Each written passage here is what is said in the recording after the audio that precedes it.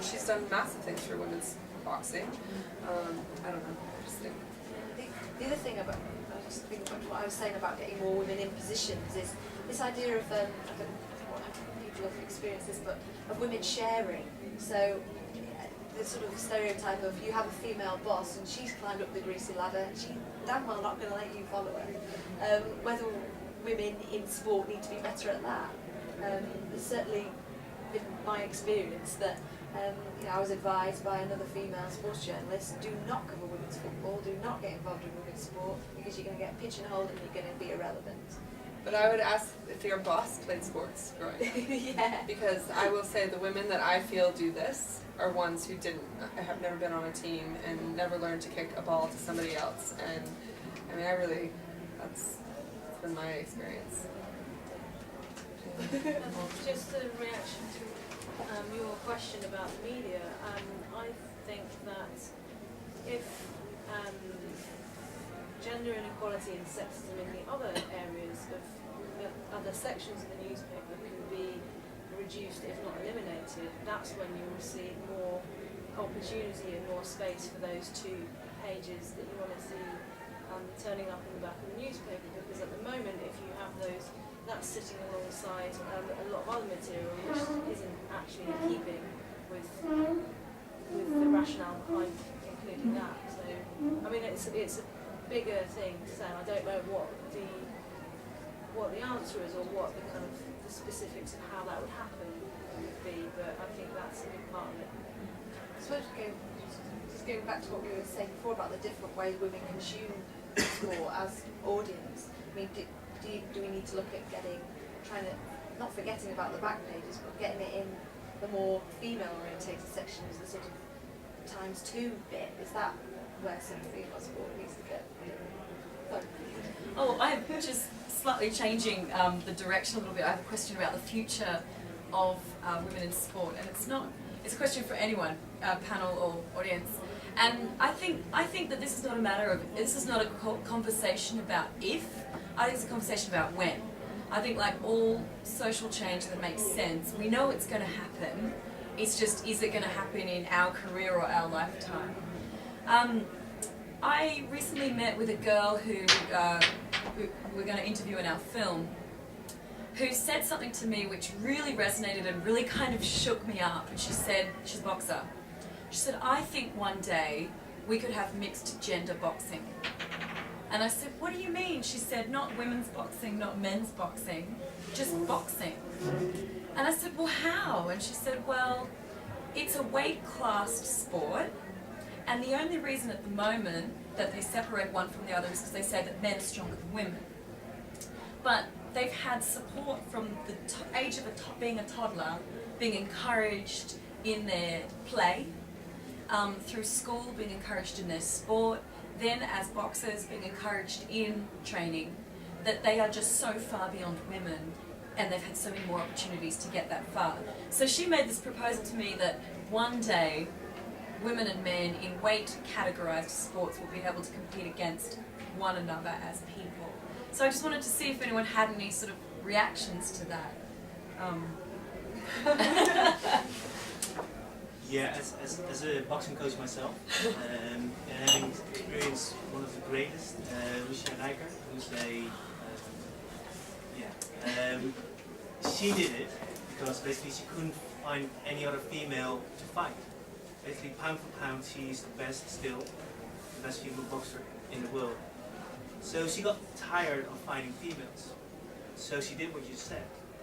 And I'm going to make a sexist comment, but very dangerous.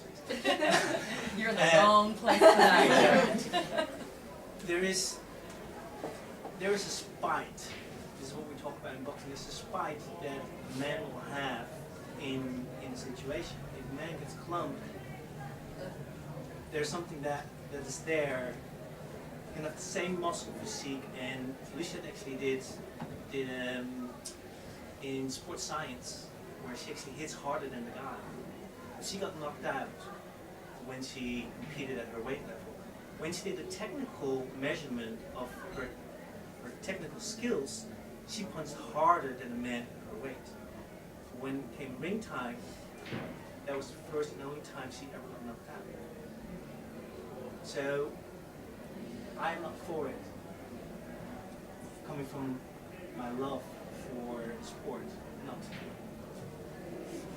So is that about? I think you would I mean, basically it's interesting that. do a step back by introducing it. Do you know that's it?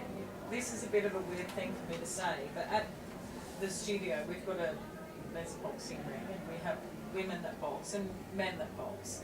And I see women who have never boxed before and men who have never boxed before. And this is a very strange thing for me to say, doing what I'm doing. But one day I stood there and I was watching a guy who'd never boxed before get in the ring. And then 2 hours later I saw a woman box in the ring who had never boxed before. And I don't know, but I said this out loud. I said, men have an instinct of fighting that women don't. And women have to learn that in that sport. Well, this is what my view is anyway, that women have to learn that to box. I mean, I've boxed myself for 4 or 5 years, and I had to learn that, and I was a bit rubbish at boxing because I never got that instinct myself personally, but I mean, Well, that's what I'm talking about. I don't That's know fine. with everyone, but I do agree with you a little bit on that, possibly. I think it's more a If I question could- of, sorry, Sorry, go ahead. about this thing about learning the instinct. I think it's a human instinct. I think everybody has it, but women are so conditioned to get it out of them that I feel like I accessed it when I started competing and training and fighting in Muay Thai. But I was fighting against things that I'd learned, ways that I'd learned how to behave, how to be, how to present myself.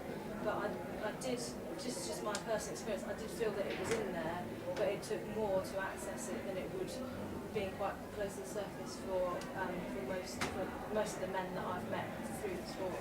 No, I don't want to cut off the conversation prematurely, but we have run out of time, and I think this is a debate that could probably go on for another hour. But I mean, we'd love to encourage you all to sort of hang around and continue talking about this, and also go up and speak to the panelists and those that spoke tonight. Just quickly, really like to thank you all for coming and speaking so articulately, managing to cover a wide range of points, keep everyone engaged for 2 full hours on this subject. I'd also like to thank Sarah and Sophie for managing the live stream perfectly, and another technical wizard tonight, Danny, managing to oversee the filming, which is always a role that none of us want to have. Terrified that there's going to be something that will go wrong and we won't be able to see the film. Also like to thank Gabby, obviously, for putting the whole event together, and my mum, Anne, who took the photographs tonight, and also to Jake Coles, who is an enormous support based here at Shoreditch House, for backing these issues and providing a space for us to discuss them. And I would encourage you all, if you are interested in this, to get involved. Olivia, Mel, Margie are all taking this forward, along with the panelists, I'm sure, in different ways.